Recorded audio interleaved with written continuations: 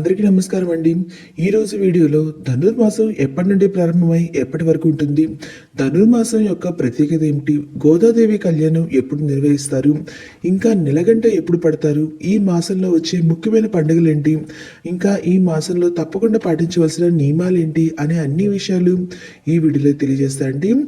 దక్షిణాయనానికి చివర ఉత్తరాయణం ప్రారంభానికి మధ్య ఉండే నెల రోజులు ధనుర్మాసం అండి. ఈ ధనుర్మాస కాలంలో తెల్లవారుజాము కాలం అత్యంత పవిత్రమైంది. ఈ నెల రోజులు జరిగే ఆండాలమ్మ పూజ, తిరుప్పావై, గోదా కళ్యాణం ఇవన్నీ ద్రావిడ సాంప్రదాయాలు. అయితే తిరుమలలో మాత్రం ఈ నెల రోజులు ప్రత్యేక ఉత్సవాలైతే నిర్వహిస్తారండి. సుప్రభాతానికి బదులుగా తిరుప్పావై పవనం చేస్తారు. సహస్రనామార్చనలో తులసికి బదులుగా బిల్వ పత్రాలతో పూజిస్తారు. సూర్యుడు ధనస్సు నుంచి మకర రాశిలోకి ప్రవేశించే వరకు అంటే భోగి పండుగ వరకు ధనుర్మాసం అయితే కొనసాగుతుందండి. శ్రీ మహావిష్ణువుకి ఎంతో ప్రీతికరమైన ఈ నెలలో గోదాదేవి ధనుర్మాసంలో వ్రతాన్ని అయితే చేపట్టి నారాయణ్ణి కొలిచింది. ఈ నెల రోజులు బ్రహ్మముహూర్తాలను లేచి తిరుప్పావై పారాయణం చేసిన వారు దైవానుగ్రహం పొందుతారని శాస్త్రాలు అయితే చెబుతున్నాయండి. గోదాదేవి శ్రీ రంగనాథుడిని వివాహం చేసుకుందని కూడా ఈ దీక్ష చేపట్టిన తర్వాతే వివాహం అయితే ఆచరించింది ధనుర్మాసంలోనే. ఆమె ధనుర్మాసంలో వేకుజాముని లేచి నిత్యం విష్ణువుకి పూజిస్తూ తను అనుభూతిని భావాలని కలిపి పద్యం అంటే పాసురం రూపంలో రచించింది. అలా రోజుకు చొప్పున 30 రోజులు 30 పాసురాలను అయితే ఆమె రచించిందండి. ఈ మాసంలో వాటికి విష్ణువుకి అంకితం చేసింది.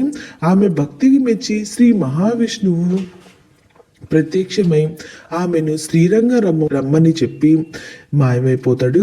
ఆమె ఈ విషయాన్ని తన తండ్రికి చెప్పి ఆయన గోదాదేవిని తీసుకుని శ్రీరంగం చేరుకుంటాడు.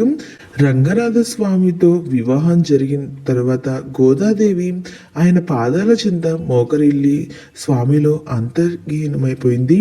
ఇంతటి విశేషమైనటువంటి ఈ ధనుర్మాసం ఎప్పటి ప్రారంభమైందో ఇప్పుడే తెలియజేస్తానండి.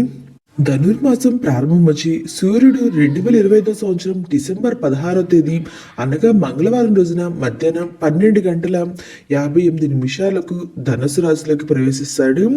ఈ తర్వాత మకర రాశిలోకి వచ్చి 2026 సంవత్సరం జనవరి 14వ తేదీన రాత్రి 9:11 వరకు ధనుసు రాశి నుండి మకర రాశిలోకి ప్రవేశిస్తాడండి. అంటే ఈ ధనుర్మాసం ప్రారంభం వచ్చి 2025 సంవత్సరం డిసెంబర్ 16 అనగా మంగళవారం రోజున ప్రారంభమై 2026 సంవత్సరం జనవరి 14న ఈ ధనుర్మాసం అయితే ఉంటుంది 14 వరకు. అంటే ఈ రోజున అంటే 16వ తేదీని నెలగంట అనేది పడతారండి. గోదాదేవి కళ్యాణం వచ్చి 2026 సంవత్సరం జనవరి 14వ తేదీ గోదావరి కళ్యాణము. ఇంకా ధనుర్మాసం అనేది కేవలం ఒక నెల పేరు కాదండి. ఇది భగవంతుడు మనల్ని తన దగ్గరకు ఆకర్షించే గురుత్వాకర్షణ సమయము. ఇంకా ఈ ధనుర్మాసంలో వచ్చే ముఖ్యమైన పండుగలు ఏమిటో ఇప్పుడే తెలియజేస్తాను. వాటి తేదీలు ఏంటో. డిసెంబర్ 30 మంగళవారం వచ్చి ముక్కోటి ఏకాదశి, దీన్ని వైకుంఠ ద్వార దర్శనం అంటారు. డిసెంబర్ 31 బుధవారము శ్రీ కూర్మ ద్వాదశి. జనవరి 14 మంగళవారం భోగి పండుగ. జనవరి 15 బుధవారం వచ్చి సంక్రాంతి పండుగ. జనవరి 16 గురువారం కనుమ. జనవరి 17 శుక్రవారం ముక్కనుమ.